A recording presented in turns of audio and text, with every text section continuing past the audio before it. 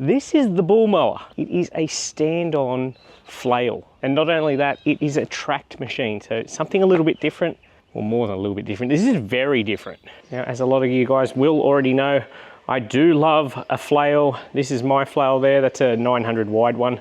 Walk behind flail does a great job. But as soon as I saw this stand-on tracked flail online, I messaged them and said I need to try this. And I want to show you guys. So I have nowhere to take it specifically. We're just going to go and find some ugly scrub or something. I don't know. We're going to find something and put this thing to its first initial test. This is more of a quick look, I guess. I do have it for a couple of months, so I'll maybe make a more in-depth video on my thoughts on it once, you know, I've got some hours under my belt. I just want to show you guys what this thing can do because it's very unique. Let's get going. So I'm pressed for time today. Had to find somewhere local. Sounded a little snaky. We'll have to be a little careful. This is the sort of stuff I want to test it on because this is the sort of stuff that I'll be putting it through for Free Mo Fridays. I'm assuming this will be knocked down and something put here at some stage. I can't imagine anyone will care that we just knock it over quickly, or some of it anyway. I don't want to get walking too far through it now. I did have a quick walk through it before. There's some long buffalo there, there's some long kikuyu there, there's lots of dead undergrowth, the sort of stuff that I do very commonly. Not as much moisture through it as a lot of the stuff I do on Free Mo Fridays, but we just want to get this mower off, put it to the test and see what it can do. And we'll go full level PPE. So it's giving me a bit more confidence having these gaiters on, particularly when I'm line trimming, but walking through long grass as well. I don't know. They do make your shins very sweaty. You take them off and your pants are generally drenched at the bottom, which I'm really not making sound lovely, but they do the job. Well, even me going to the helmet, I've been wearing this. You'll see me wearing this a lot. Not particularly because it's like I feel like I need to be wearing a helmet or anything. It's just super convenient because it has the earmuffs on it and extra protection on the front there. When you're trimming the sort of stuff I trim, yeah, quite often you're getting stuff absolutely belted at you. The ground's quite uneven here. Could be interesting getting off. That's loud. Got to get the bad boy off first. Put it over there, hopefully no one steals it. All right, let's get her off. Or him. You know what I didn't check? In my haste to get out here, how much fuel we had. Thankfully, they handed it over with pretty much full tank.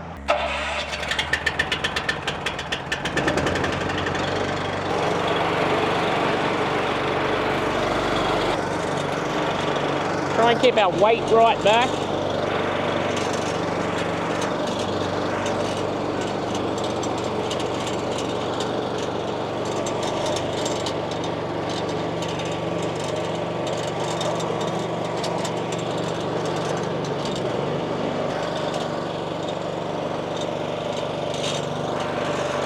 I will need a bit more practice getting this thing on and off.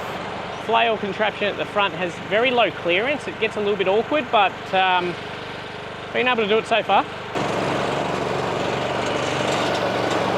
I know you probably just want to see less torque and this thing working, but I just want to show people that have no idea what this thing is, how it works, or and I can show you because, yeah, this is hydraulic. You can lift the front flail up like that, which I see as a good option to come down on things that are quite tall. Let's turn that off. Yeah, a lot of people will not know what a flail mower is. This is what it is. You've got this shaft here and we've got these Y flails. You can see why they call them a Y flail. And that rotates around like that. And yeah, it's great at destroying brush and grass, I've noticed, kikuyu, slicing the horizontal growth, and then just leaves it all neatly. Doesn't like side discharge it or rear discharge it like a rotary ride-on. That's what's kind of cool about them as well. They haven't got all the stuff being just blown everywhere. Yeah, it kind of leaves a neater finish if you're just doing a slash and dash on it, which we will see here because we're definitely not taking any grass here. Those front wheels, they don't look very robust. I don't know, it's different to what I'm used to. It doesn't look as heavy duty as what I currently use, but it's a different machine. Got a Honda engine on it. belt driven. I don't know, I'm just really super keen to give it a go on this sort of stuff, because this is the sort of stuff that I do day in, day out, and it's always fun to see how another tool does it. The lighting here is terrible. All right, let's get exploring.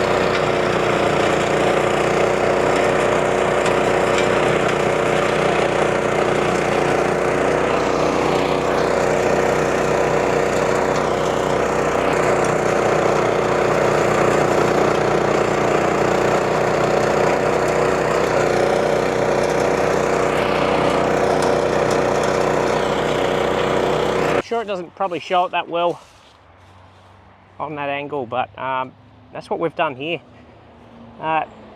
Very handy with that hydraulic lift to get a little bit exploratory initially, like go a little bit higher and then come back over it lower, just in case there is anything in this, because so often on this sort of stuff there's stuff in there. But look, that is completely disconnected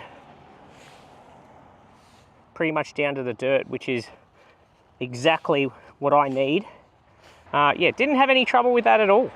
Anyway, I'm going to cut this section here, give you some footage of that, and see how we go after that.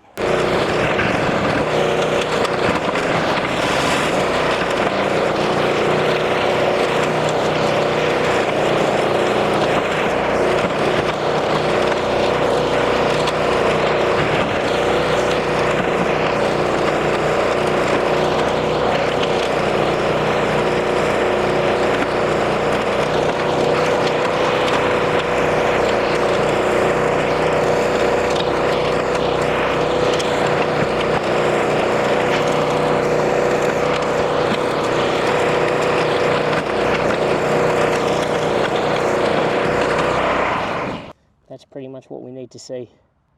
So that's good. That was reasonably clean. There was some, you might have heard, some stuff like that through there. It doesn't really like stuff this thick. I feel like my other flail maybe, yeah, it doesn't like that stuff either, but I feel like it would probably get through it a bit easier. The other machine's definitely got bigger flails, heavier flails. But yeah, it operates just like a zero-turn stand-on. But you got tracks, and the tracks aren't doing anything, especially in this long stuff. It's not like it's destroying the ground. In completely wet conditions, obviously, it might be a different story, but that's the same for a normal zero turn.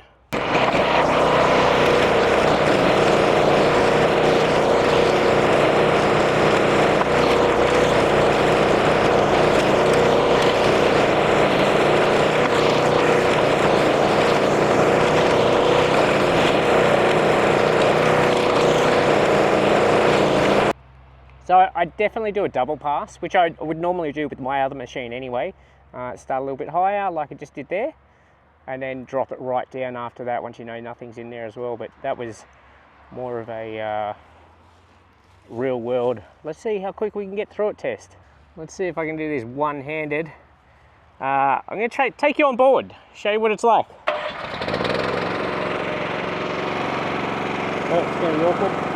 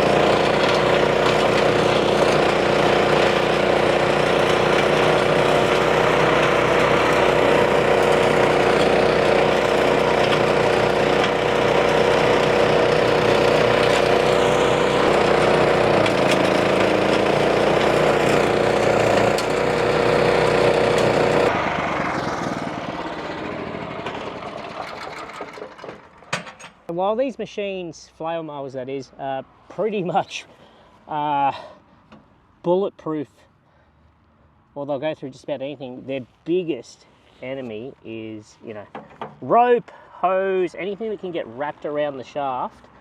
But the great thing about this one, that hydraulic lift, you can just get under it and work on it. And that is something that makes a massive difference, because you are constantly, doesn't matter how many walkthroughs you do, everyone's like, oh, just do a walkthrough, just do a walkthrough. Doesn't matter how many times you walk through this stuff, you're gonna miss something. There'll be something under the layers of runners.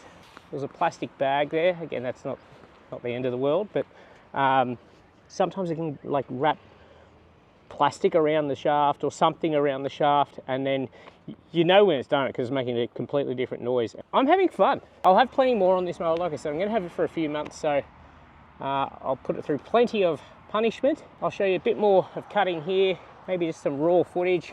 And yeah, if you've got any questions about it, let me know. Appreciate you guys watching these videos. We have heaps coming up on Turf and Tools.